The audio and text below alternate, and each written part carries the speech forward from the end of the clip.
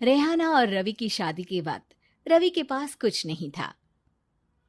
रेहाना, तुमने मुझसे शादी करके एहसान किया है।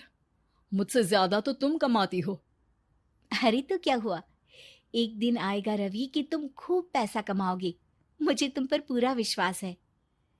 रवि और रेहाना खुद को स्टैंड करने के लिए पूरी मेहनत करते। रेहाना, मैं नौकरी नहीं करना चाहता हूँ। तो कोई बात नहीं, मैं नौकरी करके घर चलाती हूँ, तुम बिजनेस सेट करने की कोशिश करो। एक दिन रेहाना, तुम जानती हो, मैंने जो विज्ञापन बनाने वाली कंपनी खोली थी ना, उसे बड़ी ब्रांड का ऑफर आया है। अब हम लोगों के दिन ब्यारे न्यारे हो गए हैं। मैं जानती थी रवि कि एक दिन तुम सेटल हो जाओगे। रवि का काम अच्छा चल जाता है। एक दिन वो रेहाना से कहता है, रेहाना, अब हम लोगों का बच्चा भी हो गया है। बहुत छोटा है वो। उसका ख्याल कैसे रखेंगे हम? कैसे क्या, मैं गांव से माँ को लेकर आ जाती हूँ। नौकरी से हाफ डे ले लिया करूंगी। अभी तो वो छोटा है, स्कूल जाने तक मैं मैनेज कर लूंगी। देखो रेहाना, मैं अब अच्छा कमा रहा हूँ। तुमको नौकरी करके परेशान होने की कोई जरूरत नहीं है। अरे कैसी बात कर रहे हैं, मैं अपनी लगी लगाई नौकरी कैसे छोड़ दूं? और मैंने तो सुना है हम लोगों को कुछ ही महीनों में सरकारी नौकरी मिल जाएगी। सरकारी नौकरी में कितना कमा लोगी? उतने में तो मैं ड्राइवर रख लूंगा। रेहाना को रवि की बात का थोड़ा बुरा तो लगता है। कम से कम मेरी नौकरी की इतनी बेइज्जती मत करो। भूल गए, इसी नौकरी के बदौलत तुमने अपना बिजनेस खड़ा किया है। अरे वो तो मैं किसी के भरोसे भी कर लेता। देखो, अपने बच्चे को संभालो, घर का काम करो। अब बाहर जाती तुम अच्छी नहीं लगती हो। रेहाना रवि के कहने पर नौकरी तो छोड़ देती है, लेकिन अब बड़े से घर में उसकी कीमत किसी नौकर से कम नहीं होती। एक दिन रवि का दोस्त आता है। भाभी, हम लोग तो आपको तब से जानते हैं जब से आप लोग शादी होकर इस शहर में आए थे। आपकी बदौलत ही सारा बिजनेस खड़ा हुआ है। ये किस्मत तो आप ही की है भाभी। हाँ हाँ भाई, हमारी मेहनत तो कुछ है ही नहीं। अरे होगी, लेकिन भाभी की किस्मत के आगे कुछ नहीं। दोस्त वहां से चला जाता है, लेकिन रवि का गुस्सा सातवें आसमान में होता है। देखा कैसे बोल रहा था? अरे बिल्कुल अच्छा आदमी नहीं है ये। कैसी बात कर रहे हैं आप? प्रशांत भैया तो बहुत अच्छे इंसान है रवि। कैसे उन्होंने हमारे मुश्किल वक्त में हमारा साथ दिया था। अरे था पैसा तो साथ दिया, नहीं तो कौन पूछता है? रवि का व्यवहार पैसा आते ही अलग हो गया। वो बंदे को बंदा नहीं समझता। घमंड से घिरे रवि ने तो एक दिन हद ही कर दी। रेहाना, मैं अब तुम्हारे साथ नहीं रह सकता हूँ। क्या क्या बकवास कर रहे हो रवि? क्या कहना चाहते हो? और क्यों नहीं रह सकते तुम मेरे साथ? देखो, मुझे कोई और पसंद है, और उसने साथ रहने पर बस यही शर्त रखी है कि मुझे तुम्हें तलाक देना होगा। रेहाना, जो कि एक स्वावलंबी महिला थी, उसने बिना देर किए रवि को कह दिया, कोई इश्यू नहीं, मुझे पैकिंग में 4 दिन का वक्त लगेगा, लेकिन तब तक मैं तुम्हारे साथ नहीं रहूंगी। 4 दिन के लिए तुम कहीं और शिफ्ट हो जाओ, मैं घर से निकलूंगी तो बता दूंगी। रवि घर छोड़कर चला जाता है। रेहाना को दुख होता है, वो रोती है, लेकिन व्यवहार से स्ट्रांग रेहाना को पति के वापस आने का और उसे सबक सिखाने का पूरा भरोसा था। फिर एक दिन, अरे शुशिका, कब शादी करोगी तुम मुझसे? यार मैंने तो सोचा था तुम शादी से पहले मुझे विदेश लेकर जाओगे, महंगी कार दिलाओगे।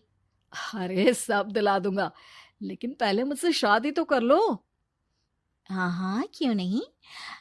मैं कुछ दिनों के लिए अपने मम्मी पापा के पास जा रही हूँ और लोगों से अपनी शादी की बात करूंगी। अरे शुशिका, कैसे रहूंगा मैं तुम्हारे बिना? अब तो शादी ही होने वाली है हम लोगों की। शुशिका रवि को छोड़कर चली जाती है। रवि घर आता है, जहां रेहाना को ना पाकर उसे सब अजीब लगता है। घर तो रेहाना के बिना कुछ नहीं है। बच्चे की याद भी आ रही है। चलो एक वीडियो कॉल कर लेता हूँ। रवि रेहाना को वीडियो कॉल करता है, लेकिन रेहाना फोन नहीं उठाती। रात को सोते वक्त मन कर रहा है मुन्ने को गले लगा लूं। चलो कोई ना, शुशिका से शादी के बाद मेरे और भी बच्चे होंगे। अगले दिन रवि ऑफिस जाता है, जहां टीना खड़ी होती है। सर, आपने अपने नए ऐड के लिए मॉडल की रिक्वायरमेंट डाली थी ना, मैं उसी के लिए आई हूँ। रवि टीना को देखकर खुश हो जाता है। अब शादी हो गई है तुम्हारी? नहीं सर, बस अच्छा सा हैंडसम और अमीर लड़का देख रहे हैं मेरे मम्मी पापा। रवि के दिमाग से तो टीना को देखकर शुशिका का ख्याल भी खत्म हो जाता है। अरे यार, ये लड़की मिल जाए कितनी सुंदर है। शुशिका तो इसके आगे कुछ नहीं है। अब क्या तुम्हें ऐसा नहीं लगता कि मुझसे मिलकर तुम्हारी ये खोज खत्म हो गई है? आप ना, आप तो 2 बच्चों की पापा लग रहे हैं।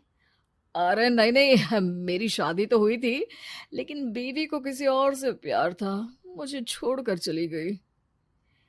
खैर, टीना की दोस्ती रवि से हो जाती है, लेकिन 1 महीने बाद शुशिका रवि के पास वापस आती है। मेरे मम्मी पापा तुमसे मिलना चाहते हैं, लेकिन उन लोगों को ये मत बताना कि तुम पहले से शादीशुदा हो, और हाँ, शादी से पहले अपनी सारी प्रॉपर्टी तुमको मेरे नाम करनी होगी। अरे पागल, अब मैं तुमसे शादी ही नहीं करना चाहता। भला ऐसी लालची औरत से कौन शादी करेगा? तभी वहां टीना आ जाती है। रवि, ये पागल सी औरत कौन है? देखो, तुमने ही कह दिया ना पागल, तो पागल ही है। पता नहीं कौन है, कह रही है शादी कर लो, लेकिन शादी से पहले अपनी सारी प्रॉपर्टी मेरे नाम कर दो। बोल तो सही रही है। वैसे तुम जानती हो, मेरी एक सहेली है, उसके पति ने उसे पैसा आते ही छोड़ दिया, जबकि उसको खड़ा करने वाली ही मेरी सहेली थी। और मुझे भी भरोसा नहीं है। अगर मैं भी तुमसे शादी करूंगी तो तभी, जब तुम मेरे नाम अपनी सारी प्रॉपर्टी कर दोगे। अरे हाँ हाँ, क्यों नहीं, बिल्कुल कर दूंगा। रवि और टीना की शादी की तारीख तय हो जाती है। वो अपनी सारी प्रॉपर्टी के कागज लेकर शादी वाली जगह पर पहुंचता है, लेकिन वहां टीना आती नहीं। रवि टीना को मैसेज करता है। कहाँ हो? सॉरी, मैं तुमसे शादी नहीं कर सकती, मुझे तुमसे भी ज्यादा पैसे वाला मिल गया। रवि को गुस्सा आ जाता है। वो गुस्से से सारा डेकोरेशन तोड़ रहा होता है कि वहां रेहाना आ जाती है। सर, क्या हो गया? क्या डेकोरेशन पसंद नहीं आई आपको? अ, तुम यहाँ क्या कर रही हो? मैं यहाँ की डेकोरेटर हूँ। क्या आपको पसंद नहीं आई यहाँ की सजावट? रवि दौड़कर रेहाना के गले लग जाता है। मुझे माफ कर दो रेहाना। रवि रेहाना के गले लग जाता है और रेहाना टीना को थैंक्स का मैसेज करती है।